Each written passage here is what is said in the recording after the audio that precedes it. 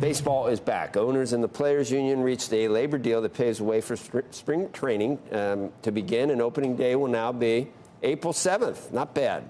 The deal ends the 99-day lockout, extending the season by 3 days and adding multiple doubleheaders on the schedule to make up for some lost games. Salaries will be increased, and playoffs will be expanded to 12 teams, up from 10.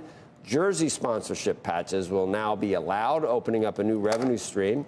And the National League will adopt the designated hitter rule, meaning pitchers will no longer have to hit. And several new changes will be adopted next season, including a pitcher's clock and limits to some of those defensive shifts, which you see the entire right or left hand side of the field covered for a hitter that either pulls or doesn't pull the ball, and he gets out every time in the offense. Some people think is hurt, so that's not going to be allowed anymore either. Both moves are aimed to improve game action and cut down on the duration of games. I just looked it up. We didn't make 50 years since the American League adopted the designated hitter, but we would have next year. It was 1973. I never liked it because I was a Reds fan and a National League fan. I thought that the manager had to do a lot more thinking about, okay, the pitcher's coming up to hit. Do I pinch hit for him now? Do I make a switch now? You just put a big brute in there, that can hit and no fielding ability whatsoever. And it's like, why are we doing that? But after 50 years, we play American League teams all the time, so when you're in their ballpark, you stick in the designated hitter. When you're at home, your pitcher's got to hit. So it's time, I guess, to make that change.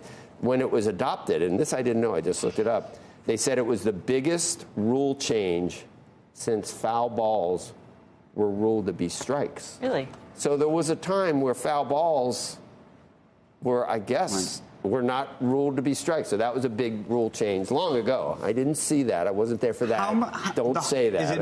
Is it going to be a much higher scoring game this way? We go back. Well, we go back.